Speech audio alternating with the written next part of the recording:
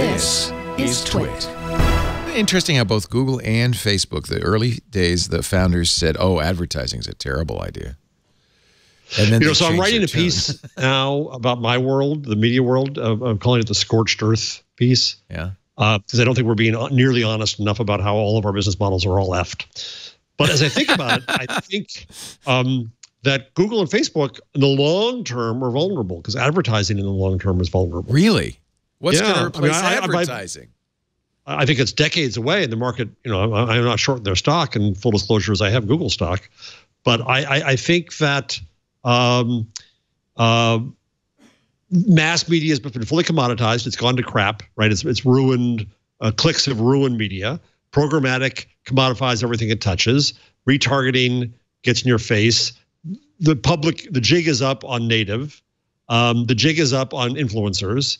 Advertising, because it is meant to fool you, when the consumers figure it out, whatever fad that was dies. They go on to the next one. This is why ad tech has become so horrific, is because it escalates in order to compensate for, for this consumer fatigue. Abundance goes up, or prices go down, desperation goes up. And so, if you play this out, yes, Google and Facebook have everything now because they're the most efficient at what this is now.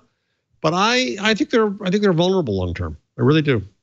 But I think you're going to see creative forms of advertising pop up, especially related to IoT. I don't think this is good. I think it's a terrible use of the technology. Like on Amazon's Echo, they'll start saying, it'd be great if you bought some shoes from.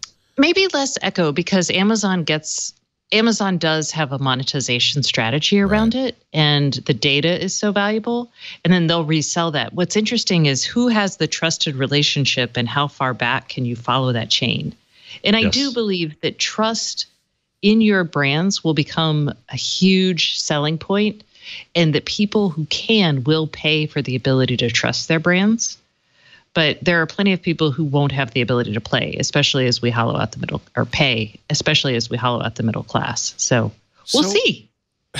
Oh, that was chipper, especially as long as we hollow out the middle class.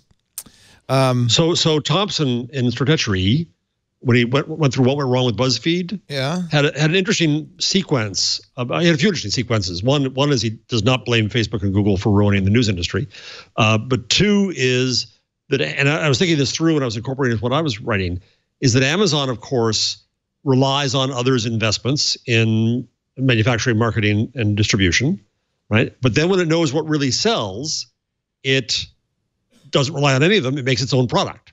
And it can make that product that doesn't require a brand and doesn't require advertising. Yeah, they're still advertising for now, but in the long run, the perfection gets them to the point where they don't really need the advertising. And my number this week was going to be, but screw it, I'll use it now for the good of the show, that 1 out of 3 major of top advertisers are switching off of Facebook and Google to Amazon.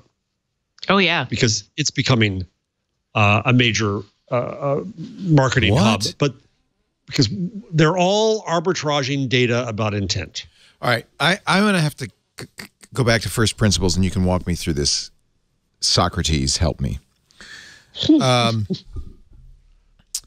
First of all, advertising exists because brands, companies, Coca-Cola understands that unless you know about Coca-Cola and have an affinity for it, you're not going to buy it in the stores, certainly at the price they charge for sugared water.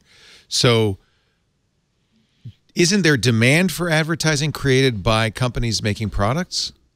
Yes, but so are they going to find another source of that influence? Or? They're going to find here's what. Yes, there will always be some level of advertising, but the way I put it years ago, and what Google do is advertising is failure. The ideal is the customer already loves you and buys it. You don't have to do word of mouth. Everybody knows word of mouth is the best advertising. Ideal, right? So every possible way you can find through data and other mechanisms, which is where Stacey's point is right on, knowing people through their homes.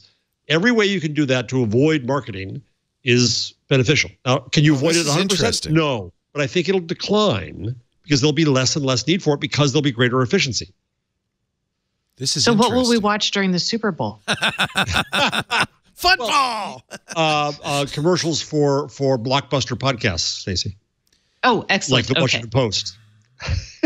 I do think actually that's one of the reasons our podcasts work. I don't know about others, but our podcast advertising work is because it's so close to word of mouth. It's kind of almost word of mouth. That's really true. And it goes to Stacey's point about trust. Yeah. God knows why, but people trust you, Leo. So, Ben has I love his, he's gotten a little bit better in his hand-drawn illustrations, I have to say. This is they are. Ben Thompson and Stratechery. He said, this is the theory of what happened to publishers. Newspapers, and the top one is integrated editorial and advertising, right? That was the whole reason newspapers existed, so they could put full-page ads in between articles, and they would then distribute it to consumers, and they'd make their money. Then Facebook came along and integrated instead users and advertising, which commoditized news, commoditized content. It didn't matter where the content came from. By the way, is the word, I can never get an answer to this. Is the word commoditize or commodify? Oh, I like commodify. Commoditize. What's the difference? It is commoditized, right? But it always tells me I'm misspelling. Yeah, commodified is not a thing. Oh, okay. No. All right, go for it, Leo. Wow, I didn't know commodify wasn't a word. Turn into or to treat as a commodity. Oh, man. So what is commoditize? I always thought it was commoditize. And none of my editors know that is not how you spell that. Well, come on, Google, fix it. Even Google can't figure it out. Fix it. Commoditize is another term for commodify.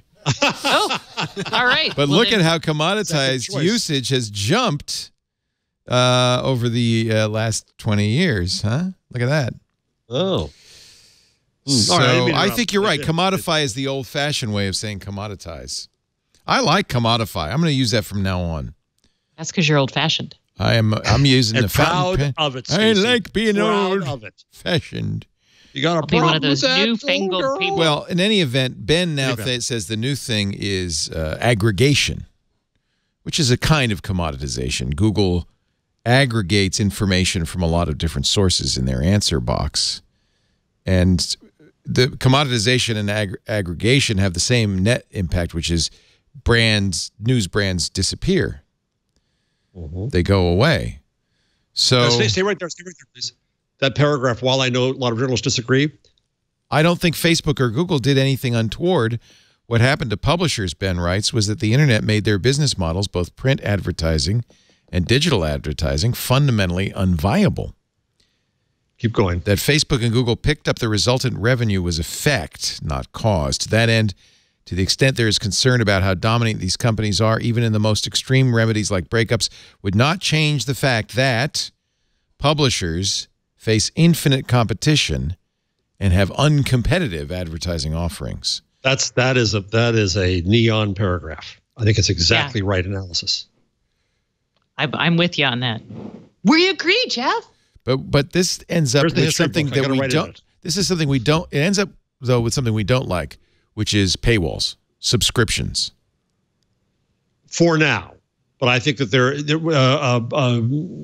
Neiman had a piece that the subscription apocalypse is coming. I think we've hit the limit of people's tolerance for paying, I believe. And yes, the New York Times can charge, but you're not the New York Times. The New York Times just had its results out, and they're very good, and their strategy is working. They've executed well, but they're the New York effing Times.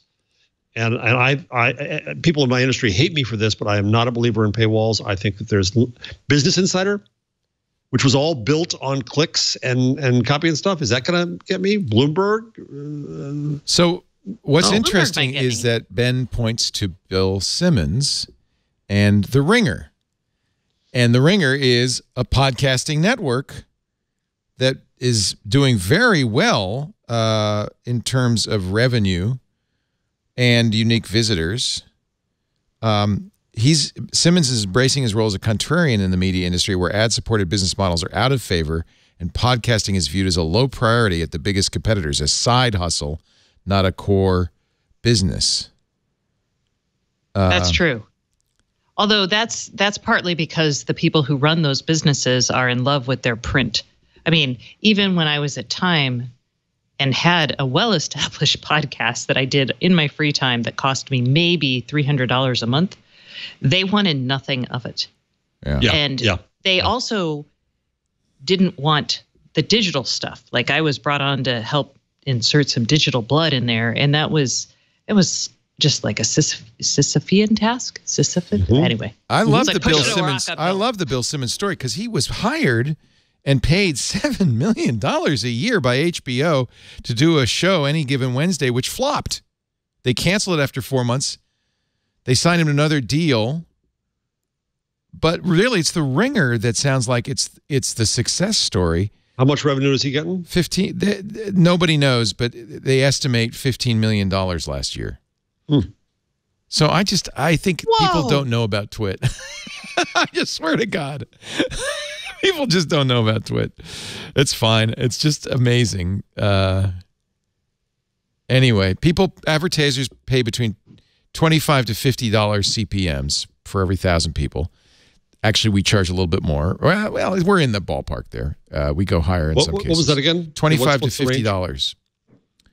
I think you said you sometimes it's as high as 90 for you, right? Yeah, not lately. I think we're more, our high end is 70. Yeah. That's about CPMs for what we charge too. Yeah. So the Ringer keeps 2/3 of the money. We keep a little more. The rest goes to Midroll, which is who sells their ad space. That's part of Stitcher. It's interesting. So, I'm going to make a prediction here. By the way, this article in the Wall Street Journal is from 2 days ago. So it's pretty up to date. I'm going to make a prediction here. Bill Simmons is about to get bought by Spotify. It becomes their exclusive show. Yeah. I mean, that would drive people. That'd be like Howard Stern's deal with Sirius way back in the day. That's a good point. And how much did they pay Howard? Like a $500 million a year, I think. Yeah. It was huge. It was total. Well, that's interesting too. So when Howard's contract runs, he probably has a non-compete. But would Spotify buy Howard? It is, after all. I mean, I know they do video, but really, it's a radio show. Be perfect for Spotify. He got rid of the audio. The video they don't do video anymore? Yeah, they do. They have it back on the app now, but they got rid of the shows. Interesting. So for about a year and a half, they didn't have video. Yeah. Howard ridicules podcasts. So, I've had this argument with him personally. I know. I've heard you talk to him. It's all right.